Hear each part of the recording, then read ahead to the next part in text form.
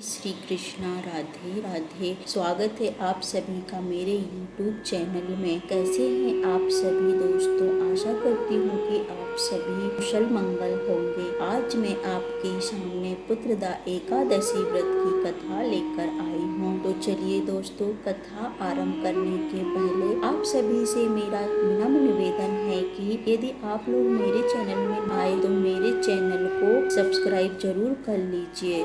तो चलिए शुरू करते हैं पुत्रदा एकादशी व्रत की कथा। शुक्ल पक्ष की एकादशी तिथि और इस एकादशी को पुत्रदा एकादशी के नाम से जाना जाता है।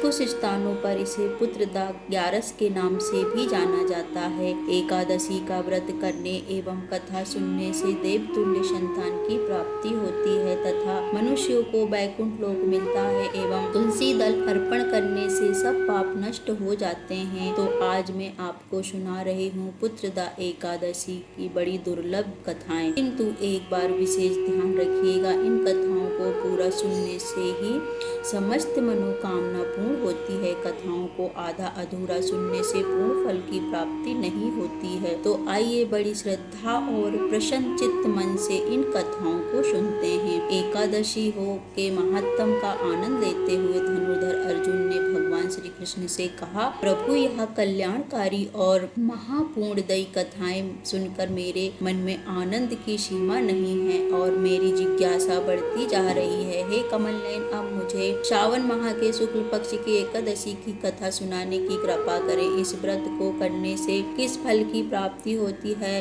तब भगवान श्री कृष्ण जी ने कहा, हे धनुर्धर, सावन के शुक्ल पक्ष की एकादशी की कथा के श्रवण मात्र से ही अनंत युग का फल प्राप्त होता है। पार्थ, द्वापर युग के आरंभ में ही भीष्ममती नाम की एक नगरी थी। उस नगरी में महाजी नाम का एक महेशी नाम का एक राजा राज्य करता था। उसे वह राज्य सुख और वैभव आदि कुछ बड़ा ही कष्टदायक प्रतीत होता था, क्योंकि पुत्र के बिना मनुष्य को इस लोक और परलोक, इसलिए पुत्र की प्राप्ति के बहुत उपाय किए, किंतु उसका हर उपाय निष्फल रह जाता। जैसे जैसे राजा महाजन वृद्ध अवस्था की ओर बढ़ता जा रहा था, वैसे वैसे उसकी चिंता भी बढ़ती जा रही थी। एक दिन राजा ने अपनी सभा को संबोधित करते हुए कहा ना मैं तो मैंने अपने जीवन पाप किया और ना ही अन्याय पूर्वक प्रजा से धन एकत्रित किया, ना ही कभी प्रजा को कष्ट दिया और ना ही कभी देवता और ब्राह्मणों का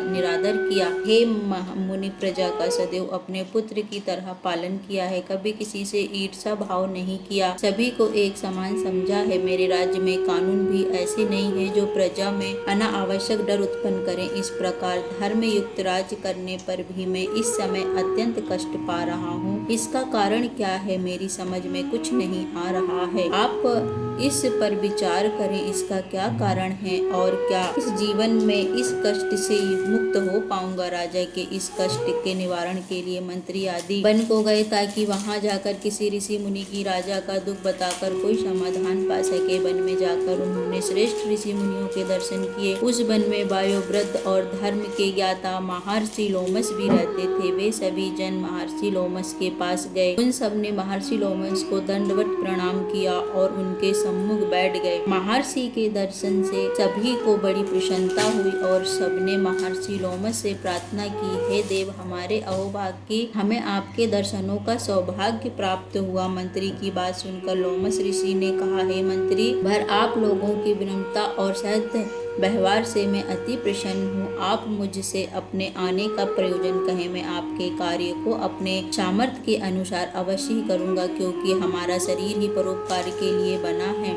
लोमस ऋषि के ऐसे मधुर वचन सुनकर मंत्री ने कहा, हे ऋषिवर, आप हमारी सभी बातों को जानने में ब्रह्मा से भी ज्यादा समर्थ, अतः आप हमारे संदेहों को दूर कीजिए। माहिष्मती नामक नगरी के हमारे महाराज महेश बड़े ही धर्मात्मा व प्रजावत्सल है। वह प्रजा का पुत्र की तरह धर्म अनुसार पालन करते हैं, किंतु फिर भी वे पुत्रहीन हैं। हे महामुनि, इससे वह अत्यंत दुखी रहते हैं। हम लोग उनकी प्रजा हैं, हम भी उनके दुख से दुखी हो रहे हैं, क्योंकि प्रजा का यह कर्तव्य है कि राजा के दुख में सुख माने और दुख में दुख। हमें उनके पुत्रहीन होने का अभी तक कारण ज्ञात नहीं हुआ है, अतः आप हमें बताने की कृपा कृपा करें कि किस विधान से हमारे महाराज पुत्रवान हो सकते हैं। हे ऋषिवर, यह आपका हम पर व हमारे राज्य की प्रजा पर बड़ा ही उपकार होगा। ऐसी करुणा प्रार्थना सुनकर लोमश ऋषि ने नेत्र बंद करके राजा के पूर्व जन्मों पर विचार करने के लगे। कुछ पलों बाद उन्होंने विचार करके कहा, हे भद्र जनों, यह राजा पिछले जन्म में अत्यंत उदंत था तथा बुरे कर्म किया करता था। उस जन्म में यह गांव से दूसरे गांव में घूमा करता था। एक बार जेठ मास के शुक्ल पक्ष की एकादशी के दिन की बात है। यह 2 दिन भूखा था। दोपहर के समय एक जलाशय पर पानी पीने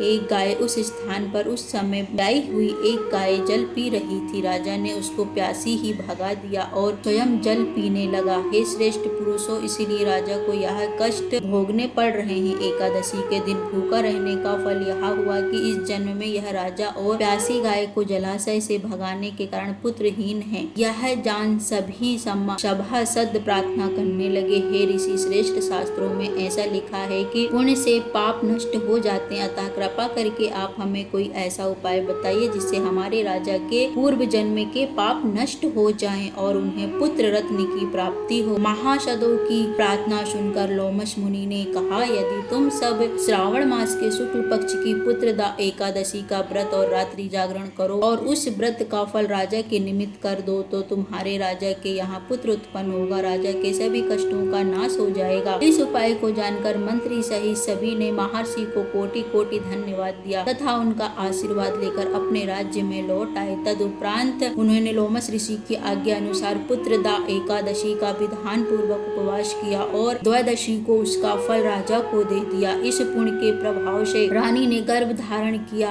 और 9 माह के पश्चात एक अत्यंत तेजस्वी पुत्र को जन्म दिया। हे पांडु पुत्र, इसलिए इस एकादशी का नाम पुत्रदा एकादशी पड़ा। पुत्र की इच्छा रखने वाले मनुष्य को विधान पूर्वक सावन मास की शुक्ल पक्ष की एकादशी का व्रत करना चाहिए। इस व्रत के प्रभाव से इस लोक में सुख और परलोक में स्वर्ग की प्राप्ति होती है। हे अर्जुन, पाप कर्म करते समय मनुष्य यह नहीं सोचता कि वह क्या कर रहा है, परंतु शास्त्रों से विदित होता है कि मनुष्य का छोटा से छोटा पाप भी उसे भयंकर दुख भोगने को विवश कर देता है। प्राणी को चाहिए कि भगवान के प्रति पूरी श्रद्धा व भक्ति रखे और यह बात सदैव याद रखे कि किसी के दिल को दुखाने से बड़ा पाप दुनिया में कोई दूसरा नहीं है। बोलिए श्री कृष्ण भगवान की जय।